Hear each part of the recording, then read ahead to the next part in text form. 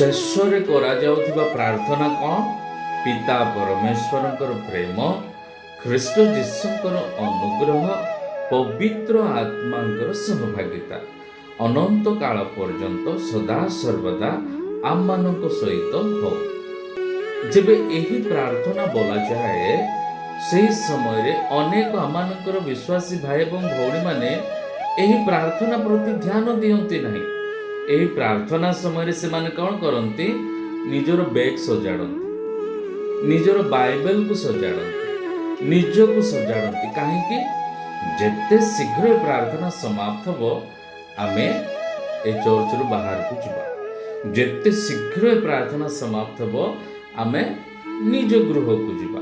Okay, ତମେ ନିଜ ଗୃହକୁ ଯାଅ, କିନ୍ତୁ ଏହି ପ୍ରାର୍ଥନା ସମୟରେ ଆପଣମାନେ ଯେ ଏ ପ୍ରାର୍ଥନା ପ୍ରତି ଧ୍ୟାନ ଦେବାର ଅଛି ତାହା ଆମେ ଭୁଲି ଯାଉଅଛୁ। ଏହି ପ୍ରାର୍ଥନାର ଗୁରୁତ୍ୱଟାକୁ ଆମେ ଭୁଲି ଯାଉଅଛୁ। ଆପଣମାନେ ଜାଣନ୍ତି ଆମେ କ'ଣ ପ୍ରାର୍ଥନା କରୁଛୁ? ପିତାଙ୍କର ପ୍ରେମ। ପିତାଙ୍କର ପ୍ରେମ କ'ଣ ଆପଣମାନେ ଜାଣନ୍ତି? ପିତାଙ୍କର ପ୍ରେମ ଏହା କି ସେ ତାଙ୍କରି ଅଦ୍ୱିତୀୟ ପୁତ୍ରଙ୍କୁ ଦାନ କଲେ। କାହା ପାଇଁ? ଆମମାନଙ୍କ ପାଇଁ।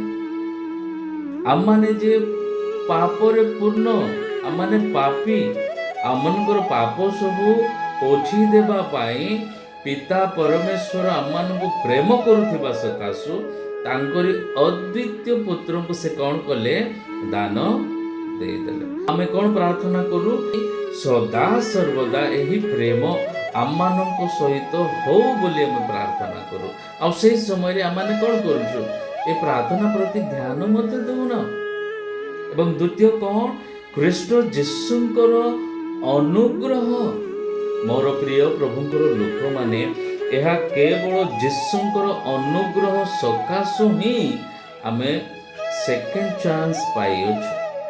ଏହା କେବଳ ଯୀଶୁଙ୍କର ଅନୁଗ୍ରହ ସକାଶୁ ହିଁ ଆମେ ପିତା ପରମେଶ୍ୱରଙ୍କର ସନ୍ତାନର ଅଧିକାର ପାଇଅଛୁ।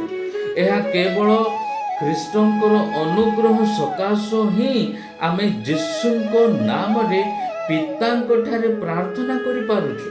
ଏବଂ ହଁ, ଏହା କେବଳ ଖ୍ରୀଷ୍ଟଙ୍କର ଅନୁଗ୍ରହ ସକାଶୁ ହିଁ ଆମମାନଙ୍କର ପରିସ୍ଥିତି କେତେ ସାଂଘାତିକ ହେଲେ ମଧ୍ୟ ଆମେ ସ୍ମୁଥଲି ଆଗକୁ ବଢ଼ିପାରୁଛୁ।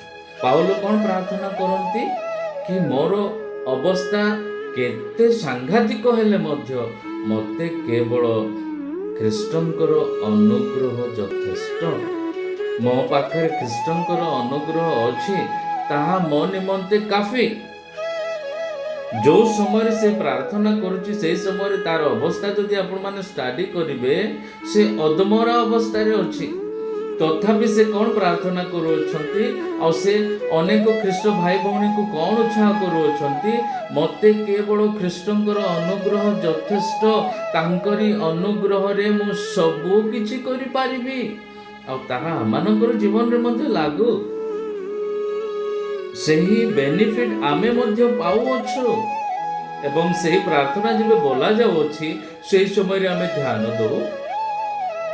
ବିଲକୁଲ ଧ୍ୟାନ ଦେଉନାହୁଁ। ମୋର ପ୍ରିୟ ପ୍ରଭୁଙ୍କର ଲୋକମାନେ, ଶେଷରେ ଆମେ କ'ଣ କହୁଅଛୁ? ପବିତ୍ର ଆତ୍ମାଙ୍କର ସହଭାଗିତା, the fellowship of the holy spirit.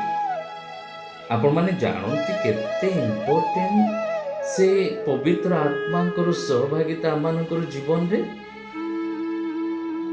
ଯୀଶୁ ଖ୍ରୀଷ୍ଟ ତାଙ୍କର ଶେଷ ସମୟରେ ସେ ତାଙ୍କର ଶିଷ୍ୟମାନଙ୍କୁ କ'ଣ କହିଲେ? ନାଉ ବର୍ତ୍ତମାନ ମୁଁ ମୋ ପିତାଙ୍କ ନିକଟକୁ ଯାଉଅଛି, କିନ୍ତୁ ତମେ ଏକଲା ମେହସୁସ କର ନାହିଁ। କାହିଁକି? କାରଣ ମୁଁ ଆଉ ଜଣକୁ ପଠେଇବି, କିଏ ସେ? ପବିତ୍ର ଆତ୍ମା। ସେ ଆପଣମାନଙ୍କୁ ଏକଲା କେବେ ଛାଡ଼ିବ ନାହିଁ, ଆପଣମାନଙ୍କ ସହିତ ସଦା ସର୍ବଦା ରହିବ।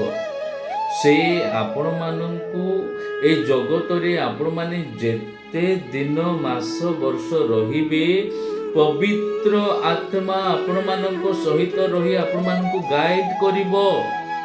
ସେ ଆପଣମାନଙ୍କର କାଉନ୍ସିଲର। ଏବଂ ହଁ ମୋର ପ୍ରିୟ ପ୍ରଭୁଙ୍କର ଲୋକମାନେ, ସେ ଆପଣମାନଙ୍କୁ ପ୍ରାର୍ଥନା କରିବା ଶିଖେଇବେ। ସେ ଆପଣମାନଙ୍କ ନିମନ୍ତେ ପିତା ପିତାଙ୍କ ଠାରେ ପ୍ରାର୍ଥନା ମଧ୍ୟ କରିବେ। এই ଜଗତରେ ଆପଣମାନଙ୍କୁ କେଉଁ ପ୍ରକାର ରହିବାର ଆବଶ୍ୟକ ତାହା ସେ ଆପଣମାନଙ୍କୁ ଶିଖେଇବେ।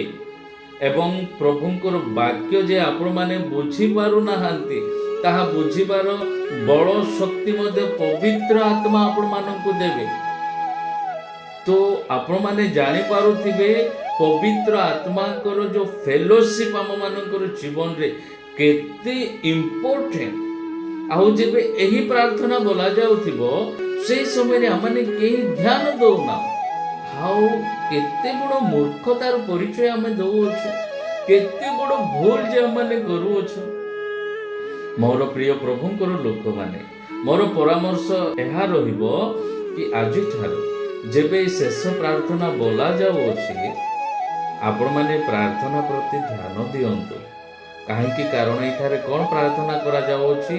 ପିତା ପରମେଶ୍ୱରଙ୍କର ଅସୀମ ପ୍ରେମ, ଖ୍ରୀଷ୍ଟ ଯୀଶୁଙ୍କର ଅନୁଗ୍ରହ ଏବଂ ପବିତ୍ର ଆତ୍ମାଙ୍କର ଶାନ୍ତି ସୁମଧୁର ସହଭାଗିତା ସଦା ସର୍ବଦା ଆମ ସମସ୍ତଙ୍କ ସହିତ ହୁଅନ୍ତୁ।